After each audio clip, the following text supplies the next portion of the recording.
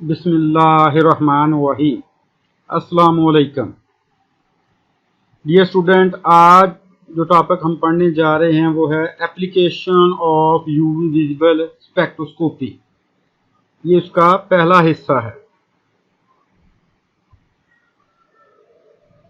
पहले पार्ट में जो हम एप्लीकेशन पढ़ेंगे वो है detection of extent of conjugation, detection of functional group, purity of the substance, identification of unknown compound, configuration of geometrical isomer, quantitative analysis, dissociation constant of acid and तो ये हम 7 प्रॉपर्टीज जो एप्लीकेशन हैं इसको मैं वन बाय वन एक्सप्लेन करूंगा ताकि आप अच्छे तरीके से समझ जाएं। पहला है extent of conjugation. Extent of conjugation को हम मॉलिक्यूलर ऑर्बिटल डायग्राम से समझ सकते हैं कि ये है HOMO लिखा। HOMO से मुराद है हाईएस्ट ऑक्यूपाइड मॉलिक्यूलर ऑर्बिटल। ये है उसका हाईएस्ट ऑक्यूपाइड मॉलिक्यूलर ऑर्बिटल और ये है लोएस्ट अनऑक्यूपाइड मॉलिक्यूलर ऑर्बिटल। जब हम बॉन्डिंग और anti bonding molecular orbital draw करते हैं तो उसमें हाई होमो और लूमो बनते हैं।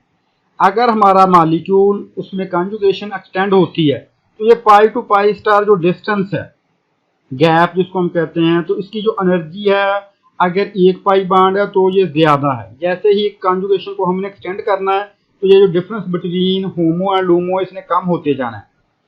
सिमिलरली अगर ट्राइन है और कम हो जाएगा। तो जितने हमारे पास कॉन्जुगेशन बढ़ती जाएगी तो ये जो डिफरेंस है होमो और लूमो में ये कम हो जाएगा। तो इससे मुराद क्या होगा कि shifting of electron from low to higher easy होती है। कम एनर्जी से भी वो क्या हो जाएगा, शिफ्ट होता जाएगा, जिससे जो वेवलेंथ है वो भी बढ़ती जाएगी और जो आपकी एब्जॉर्प्शन है वो भी ज्यादा होती जाएगी। जैसे कि ये हमारे पास कुछ मॉलिक्यूल हैं, जैसे इथिलीन है। अब इथिलीन 180 टू 200 नैनोमीटर पर अब्जॉर्ब कर रहा है। अब हमने क्या किया, इसमें कॉन्जुगेशन को एक्सटेंड किया, इसमें 2 डबल बॉन्ड कर दिए, मीन कॉन्जुगेट हो गया, डाइन बन गया। अब इसकी एब्जॉर्प्शन 180 से शिफ्ट हो गई 217 नैनोमीटर पर। सिमिलरली ये ट्राइन हमने एक ले ली है। अब इसकी एब्जॉर्प्शन जो है 258 नैनोमीटर। जो ये देखें इनकी जो वेवलेंथ है वो बढ़ती जा रही है जैसे जैसे कॉन्जुगेशन बढ़ रही है। सिमिलरली इनकी आप देखें ये 10,000 है, इसकी एब्जॉर्प्शन कैपेसिटी इसकी 21,035। तो इसकी जो मोलर एब्जॉर्प्टी है साथ साथ वो भी बढ़ रही है। सिमिलरली ये हेटेरोसाइक्लिक कुछ मॉलिक्यूल लिया मैंने, जैसे ये pyridine है 250 नैनोमीटर पे अब्जॉर्ब कर रहा है। अब हमने क्या किया, कॉन्जुगेशन को एक्सटेंड किया ये एक और बेंजीन रिंग इंक्रीज करके, तो इसकी एब्जॉर्प्शन हो गई 290 नैनोमीटर। फिर हमने इसमें 3 रिंग ऐड किए तो ये हो गया 360 नैनोमीटर। सिमिलरली ये कुछ और एग्जांपल हैं। Affect of increasing conjugation on the absorption spectrum when group containing an electron. वो था सिर्फ पाई टू पाई, ये एन इलेक्ट्रॉन। एन किस में होते हैं, कार्बन विद ऑक्सीजन या कोई भी कार्बन के साथ जो हेटेरो एटम लगा होता है तो उसमें एन इलेक्ट्रॉन भी मौजूद होते हैं। अब इसमें क्या होगा कि ये मेरे पास एक एसीटोन है। एसीटोन की ऑप्शन देखें 290 थी। अब इसके साथ मैंने क्या किया, ये मिथाइल ग्रुप रिप्लेस करके मैंने क्या ऐड कर दिया, CH डबल बॉन्ड CH यानी कि इथिलीन ग्रुप ऐड कर दिया। तो इसकी जो एब्जॉर्प्शन थी लैम्डा मैक्स 325 नैनोमीटर हो गई। लेकिन अब जो मैंने मिथाइल था उसको चेंज कर दिया विद हाइड्रोजन, तो अब इसकी एब्जॉर्प्शन कैपेसिटी नहीं बढ़ी बल्कि 320 नैनोमीटर हो गई। अब मैंने क्या किया, ये 2 ग्रुप ऐड कर दिए CH डबल बॉन्ड CH2। तो इससे क्या होगा, उसकी प्लैनेटरी पे भी इफेक्ट पड़ गया। तो अब एब्जॉर्प्शन बढ़ने की बजाय कम हो गई और इसकी एब्जॉर्प्शन हो गई 270 नैनोमीटर। तो ये पहली एप्लीकेशन थी एक्सटेंट ऑफ कॉन्जुगेशन। ये कुछ और एग्जांपल एरोमेटिक कंपाउंड लिए हुए हैं, जैसे बेंजीन है, pyridine है, थायोफिन है, पिरोल है, टॉलिन है, जाइलिन है, अल्कोहल फिनोल है, मेथॉक्सीबेंजीन है। तो ये सारे के सारे जो जर्नल हमारे पास एरोमेटिक फंक्शनल ग्रुप हैं, ये सारे के सारे अल्ट्रा वायलेट रीजन में मोस्टली क्या करते हैं, अब्जॉर्ब कर रहे हैं। दूसरा एप्लीकेशन जो हम पढ़ रहे हैं वो है डिटेक्शन ऑफ फंक्शनल ग्रुप, कि हमारे कंपाउंड में फंक्शनल ग्रुप कौन सा प्रेजेंट है। ये भी यूवी विजिबल स्पेक्ट्रोस्कोपी काफी हद तक कुछ ना कुछ हमारी हेल्प करती है। अब जो नॉर्मली क्रोमोफोर विजिबल रीजन में होते हैं, और जो अगर क्रोमोफोर नहीं तो मोस्टली वो फिर क्या है अल्ट्रावायलेट रीजन में क्या करते हैं, कंपाउंड अब्जॉर्ब करते हैं। अब हमने चेक करना है कि वेदर उसमें हमारे कंपाउंड जैसे कि कार्बोनाइल है, बेंजीन है, एरोमेटिक है, ब्रोमो है, आइडो एटम ये लगे हुए हैं या नहीं। तो ये देखें, अगर इथिलीन उसमें यानी कि कार्बन कार्बन डबल बॉन्ड है, ये फंक्शनल ग्रुप, तो 171 नैनोमीटर यानी कि यूवी रीजन में वो क्या करेगा, अब्जॉर्ब करेगा।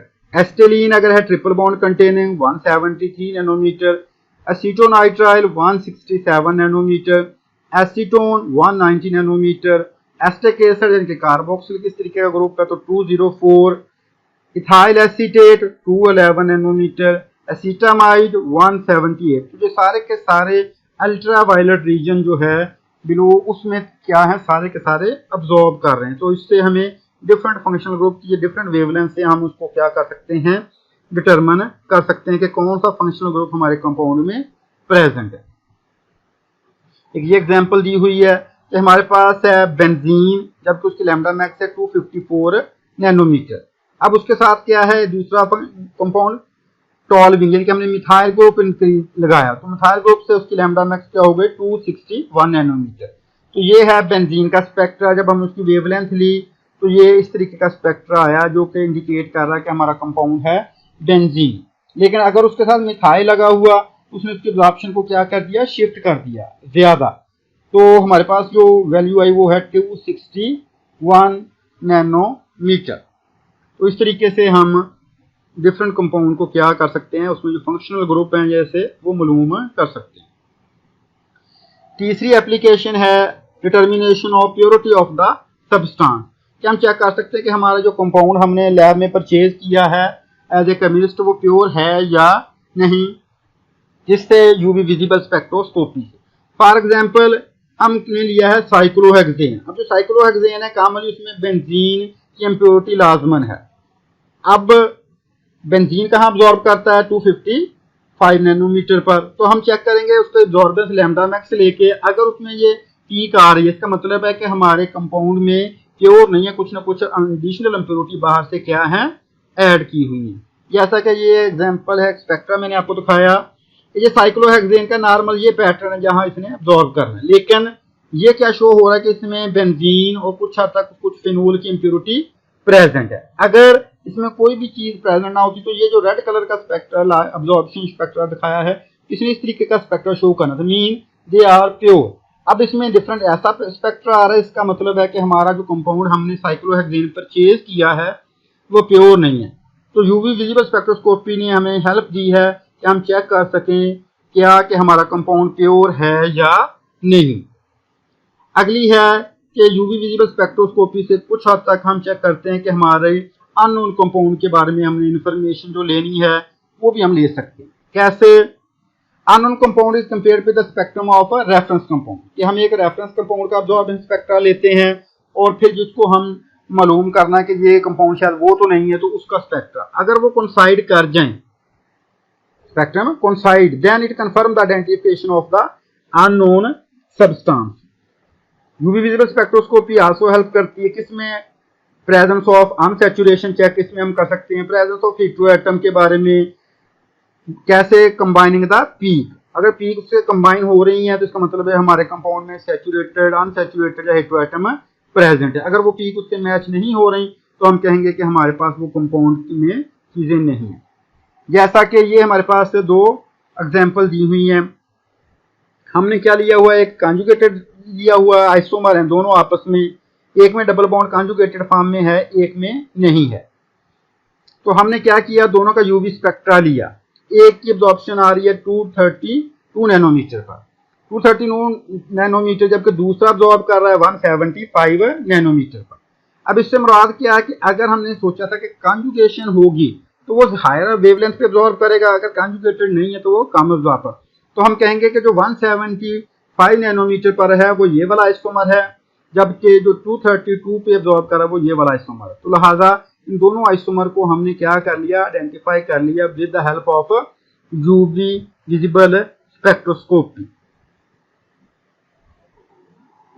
नेक्स्ट एप्लीकेशन है कॉन्फ़िगरेशन ऑफ ज्योमेट्रिक आइसोमर। हमारे पास डिफरेंट काम फॉर्म के क्या हैं, सिस या ट्रांस ज्योमेट्रिक अगर अल्कीन प्रेजेंट हैं तो हम उनको भी क्या कर सकते हैं, यूवी विजिबल स्पेक्ट्रोस्कोपी से डिटरमिन कर सकते हैं। जैसे two isomer can be distinguished with other when one of the isomer have non coplanar structure due to steric hindrance. मतलब एक प्लेन में है, एक आउट ऑफ प्लेन में, तो बड़ी आसानी से cis isomer suffer distortion and absorb at lower wavelength. Cis form जो होती है उसमें डिस्टॉर्शन होती है क्योंकि बड़े मॉलिक्यूल एक तरफ ही लगे होते हैं, जिसकी वजह से वो क्या करता है, डिस्टॉर्शन होती है, उनमें वेवलेंथ उसकी लोअर हो जाती है। किसकी निस्बत, एज कम्पेयर टू ट्रांस, क्योंकि ट्रांस में मॉलिक्यूल आपको पता है दूर दूर लगे होते हैं। जैसा कि ये आपके लिए एक एग्जांपल लिखी है, ये है सिस सिनामिक एसिड और ये है ट्रांस सिनामिक एसिड। अब ये दोनों आइसोमर हैं किसके, सिनामिक एसिड के। अब हम on the basis of UV visible spectroscopy, सिस हमने कहा 268 यानी कि कम वेवलेंथ पे अब्जॉर्ब करेगा सिस वाला मॉलिक्यूल, क्योंकि ये दोनों ग्रुप जो लगे हुए हैं करीब हैं, तो लिहाजा इसमें डिस्टॉर्शन होगी, तो पोलैरिटी इसमें अफेक्ट हो सकती है। जबकि ट्रांस वाले में एक तरफ ये देखें कार्बोक्सिलिक ग्रुप लगा हुआ है और दूसरी तरफ ये जो बेंजीन ग्रुप है ये लगा हुआ है, तो लिहाजा दोनों दूर दूर हैं, तो लिहाजा कम डिस्टॉर्शन होगी, तो इसके लिए इसकी जो वेवलेंथ है वो ज्यादा होगी। तो लिहाजा ज्योमेट्रिक आइसोमर की जो कॉन्फ़िगरेशन है वो भी हम डिटरमिन कर सकते हैं किस, by using UV visible spectroscopy. Next है क्वांटिटेटिव एप्लीकेशन, कि हम चीजों को क्वांटिटेटिवली मेजर भी कर सकते हैं कि इसकी कितनी कंसंट्रेशन है। Basically quantitative mean to determine the concentration of any compound. Lambert Beer law इसकी बेसिक है, जिसके जरिए हम क्या कर सकते हैं, इसको मालूम कर सकते हैं। Absorbance is equal to log I naught over I T, ये है इंसिडेंट लाइट और ये है ट्रांसमिटर। दूसरा फार्मूला है log I over 1 over T, T mean है ट्रांसमिटेंस, चेंज किया माइनस लॉग टी, किसके बराबर है, ए बी सी या एप्सिलॉन बी सी। अब लैम्बर्ट-बियर लॉ क्या है, अब्जॉर्बेंस जो है वो डायरेक्टली प्रोपोर्शनल है कंसंट्रेशन के और path length of the tube के। तो ये उसके पैरामीटर लिखें कि ए क्या है, अब्जॉर्बेंस है, एप्सिलॉन क्या है, एक्सटेंशन कोएफिशिएंट जिसको मोलर अब्जॉर्बिविटी कहते हैं, सी क्या है कंसंट्रेशन, बी जो है लेंथ ऑफ द सेल, ये उसके जो एब्रीविएट हैं उसको हमने मालूम किया। तो फिर हम क्या करते हैं, कैलिब्रेशन कर्व ड्रा करते हैं। कैलिब्रेशन कर्व क्या कि हम हर एक की स्टैंडर्ड पीक पहले ड्रा कर लेते हैं 0 से लेकर 100 तक, फिर हम अननोन कंपाउंड को उसमें रन करते हैं, जिससे हमें पता चल जाता है कि हमारे सैंपल में कितने परसेंट। स्टैंडर्ड कर्व ड्रा करने के बाद अब हम चलते हैं एग्जाम्पल की तरफ। The molar absorptivity of methyl vinyl ketone dissolved in hexane value is 14,000। इसका मतलब ये है कि मिथाइल विनाइल कीटोन सॉलिड है, जब उसको हम डिसॉल्व करते हैं हेक्सेन में, उसकी जो मोलर अब्जॉर्बिविटी की वैल्यू है वो 14,000 है, जबकि वो खुद अब्जॉर्ब करता है 290 नैनोमीटर पर। सॉल्वेंट यहाँ मेंशन करने का मकसद ये है कि हर सॉल्वेंट की अपनी एक मोलर अब्जॉर्बिविटी है, तो लिहाजा अगर हम इसको किसी और सॉल्वेंट में हल करके डिटरमिन करेंगे तो इसकी वैल्यू चेंज हो सकती है। इसलिए जब भी हमने किसी सॉलिड सब्सटेंस को किसी सॉल्वेंट में हल किया तो मेंशन करना पड़ेगा कि हमने इसको किस सॉल्वेंट में हल किया, अदरवाइज हम क्वांटिटेटिव एनालिसिस नहीं कर सकेंगे। इसलिए हमने जो रिपोर्ट किया है कि हमने मिथाइल विनाइल कीटोन जो लिया है उसको हल किया किसमें, हेक्सेन में, और जो उसकी ई मैक्स है यानी कि मोलर अब्जॉर्बिविटी वो है 14,000, ये हमने साथ है मेंशन कर दिया। अगला पर्पस एप्लीकेशन में क्वालिटेटिव एनालिसिस। अब क्वालिटेटिव एनालिसिस सेकंड पार्ट के हम क्वांटिटेटिव भी कर सकते हैं और क्वालिटेटिव, जहां कुछ हम एग्जांपल देंगे qualitative as well as quantitative के लिए। क्या है, identification is done by comparing the absorption spectra with the known spectra, कि हम एक कंपाउंड जैसे हम पैरासीटामोल डिटरमिन करना चाहते हैं, तो पैरासीटामोल स्टैंडर्ड लेके उसको मेजर कर लिए, उसकी अब्जॉर्प्शन ले ली। अब उसके बाद क्या करेंगे, हम अब्जॉर्प्शन स्पेक्ट्रा किसका लेंगे कि हम किसी भी चीज में चेक करना चाहते हैं, जैसे कोई टैबलेट या किसमें आया पैरासीटामोल है या नहीं, तो अगर तो होगी तो उसका मतलब है कि उसका स्पेक्ट्रा दोनों का मैच करेगा, दोनों एक ही लैम्डा मैक्स पे अब्जॉर्ब करेंगे। तो हम कहेंगे कि इसमें पैरासीटामोल है। और हमने क्वांटिफिकेशन करनी है कि आया वो 200 मिलीग्राम है, 100 मिलीग्राम है, 300 है, 500 मिलीग्राम है, तो फिर हम क्या करेंगे, स्टैंडर्ड कर्व ड्रा कर लेंगे और उससे मेजर कर लेंगे कि उसमें कितनी अमाउंट मौजूद है। तो लिहाजा क्वालिटेटिव के लिए भी यूवी विजिबल हेल्पफुल है और क्वांटिटेटिव दोनों के लिए। सैंपल जो हमें चाहिए वो बहुत ही इसमें कम चाहिए होता है और जो रिस्पॉन्स होता है वो बड़ी फास्ट हम मालूम कर लेते हैं। Qualitative analysis has proven highly useful in major organic compound analysis. For example यहाँ हमने एक लिया है कि हमारे पास कंपाउंड है ओलेफेंस और एरोमेटिक, इनको हमने कैरेक्टराइज करना है, तो बड़ी आसानी से हम कर सकते हैं कि आया उसमें डबल बॉन्ड है या नहीं, क्योंकि कॉन्जुगेशन से अब्जॉर्बेंस क्या होगी, बढ़ेगी। एक एग्जांपल हम लेते हैं और पैरासीटामोल की, जो पीछे मैं कह रहा था कि पैरासीटामोल में हम चेक करना चाहते हैं क्वालिटी के तौर पर, एज ए कि हम लैब में काम कर रहे हैं किसी भी इंडस्ट्री में और हम चेक करना चाहते हैं कि इसमें पैरासीटामोल जो एक्टिव इंग्रेडिएंट है वो है मौजूद या नहीं, फिर साइज को चेक करेंगे और दूसरा कि उसमें इम्प्योर कंपाउंड तो और फ्री फॉर्म में मौजूद नहीं, क्योंकि बाद बार फिर टैबलेट नुकसान करती है।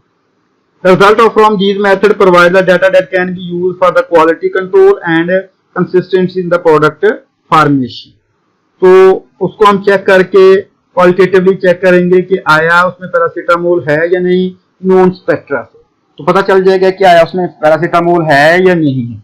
और अगर फर्दर आइडेंटिफिकेशन करनी है कि आया उसकी प्रॉपर डोज भी है, तो फिर साथ स्टैंडर्ड की डिफरेंट वैल्यूज लगा के उसकी कंसंट्रेशन भी मेजर कर लेंगे। तो लिहाजा हम फिर क्या कर लेंगे, प्रॉपर डोज भी मेजर कर लेंगे, क्योंकि अंडर डोज से बाद हम कहते हैं कि ये मेडिसिन मैंने खाई है लेकिन ये ठीक नहीं हुआ, तो इसका मतलब है बाद कुछ मेडिसिन में वो प्रॉपर क्वांटिटी डोज की मौजूद नहीं होती। नेक्स्ट एप्लीकेशन है dissociation constant of acid and base, कि हम मेजर कर सकते हैं कि कितना हमारे पास कंपोनेंट आयोनाइज हुआ। ये इक्वेशन आपने हेंडरसन की देखी होगी, pH is equal to pK plus log A negative over HA। इससे मुराद है कि आयोनाइज फॉर्म उसकी कितनी है और दूसरी है अनआयोनाइज फॉर्म।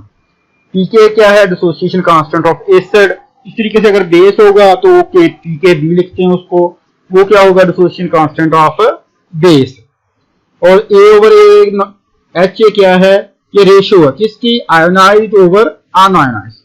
जैसे हम pH वेरी करेंगे तो या तो आयोनाइजेशन बढ़ेगी या फिर उसकी अनआयोनाइजेशन, उसको हम क्या करेंगे, ग्राफ प्लॉट कर लेंगे और मालूम कर सकते हैं कि आया पीएच चेंज करने से डिसोसिएशन कांस्टेंट पे क्या फर्क पड़ा। जैसे कि ये एक एग्जांपल है कि फिनोल और फिनोलेट आइन।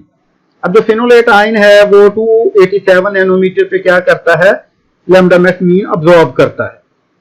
अगर 287 नैनोमीटर जो अब्सॉर्बेंस है फिनोलेट आइन की, इसको हम मॉनिटर करें बाय चेंजिंग द पीएच, कि पीएच को चेंज करते रहे और देखें कि क्या इसकी अब्सॉर्बेंस बढ़ी है। अगर अब्सॉर्बेंस बढ़ी है इसका मतलब है कि फिनोल आयनाइज फॉर्म में चेंज होकर फिनोलेट आइन बन रहा है, तो लिहाजा इसकी अब्सॉर्बेंस बढ़ेगी। और अगर फिनोलेट आइन पीएच चेंज करने से कम, इसका मतलब है कि डेफिनेटली हम कहेंगे कि फिर उसकी क्या फिनोल की अमाउंट बढ़ रही है। लेकिन अगर हम पीएच को ऐसे चेंज करें कि 1/2 हो जाए, मीन 50% उसमें फिनोलेट आइन बन जाए और 50% क्या होगा, फिनोल, तो फिर ये जो आयोनाइज फॉर्म और अनआयोनाइज फॉर्म है इसकी रेशियो क्या हो गई, बराबर। उस पीएच पे क्या होगा, डेफिनेटली फिर ये फार्मूला आपको दोबारा दिखाता हूं कि ये वाली चीज हमने क्या कर दी, बराबर कर दी, कि जितना फिनोलेट आयन है उतना ही फिनोल है, तो ये वैल्यू खत्म हो गई। इसका मतलब है उस पीएच पे वही फिर उसका क्या कहलाएगा, dissociation constant of the acid. तो इस तरीके से हम dissociation constant of the acid फिर क्या है, मेजर कर सकते हैं। अब बाकी एप्लीकेशन इंशाल्लाह लेक्चर 2 में एक्सप्लेन करूंगा। उम्मीद है कि आपको काफी कुछ समझ आया होगा। बाकी इंशाल्लाह अगला लेक्चर देखिए।